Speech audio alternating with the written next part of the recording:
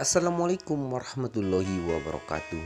Sahabat Kodar Islam, pernahkah sahabat mendengar istilah pelakor atau perebut laki orang? Sebelumnya, dukung channel ini dengan menonton hingga akhir. Dan jika suka, klik tombol subscribe, like, dan lonceng notifikasinya. Sungguh, akhlak dalam Islam sebenarnya tidak pernah memberikan larangan seseorang untuk mencintai orang lain. Sebab cinta merupakan fitrah yang datang dengan sendirinya tanpa perlu dicari. Hukum cinta menurut Islam dan juga merebut suami orang dengan tujuan merusak rumah tangga supaya bisa menikah dengan orang tersebut adalah haram hukumnya. Rasulullah Shallallahu Alaihi Wasallam pernah bersabda, "Barang siapa menipu dan merusak hubungan seseorang hamba dari tuannya, maka ia bukanlah bagian dari kami. Dan barang siapa yang merusak hubungan seseorang wanita dari suaminya, maka ia bukanlah bagian dari kami." Hadis riwayat Abu Hurairah.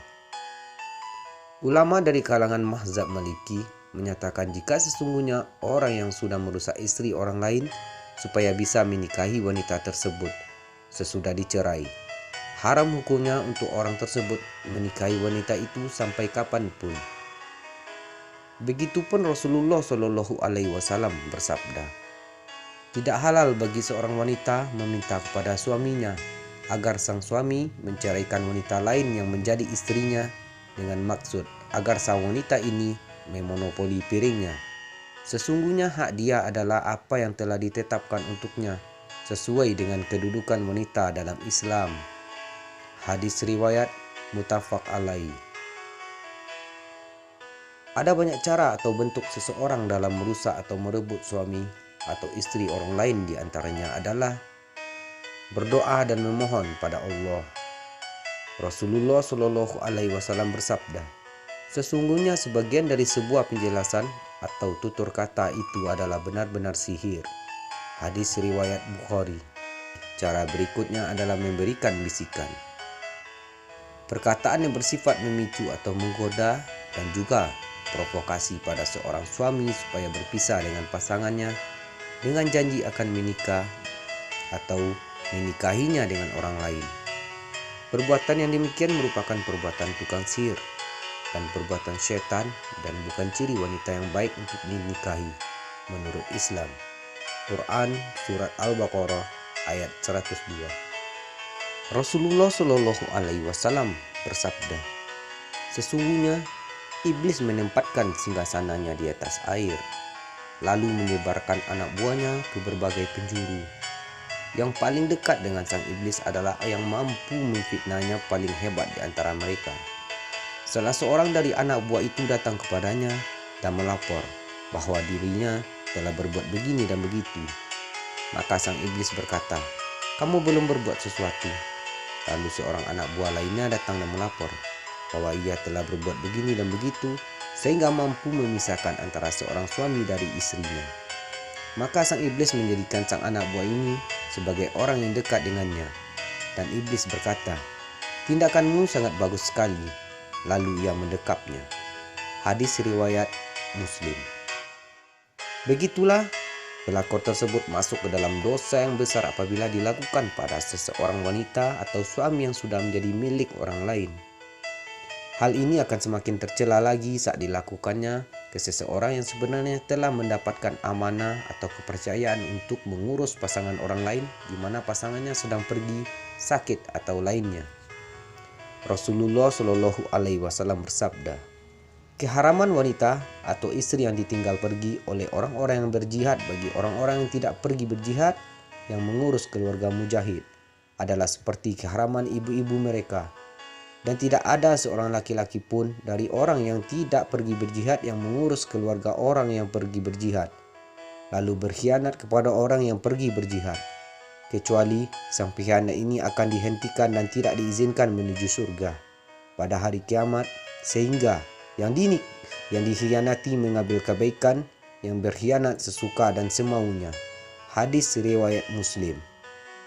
Hukum merusak rumah tangga orang lain. Terdapat hukum Al-Quran tentang apabila seorang wanita merebut dan merusak rumah tangga orang lain.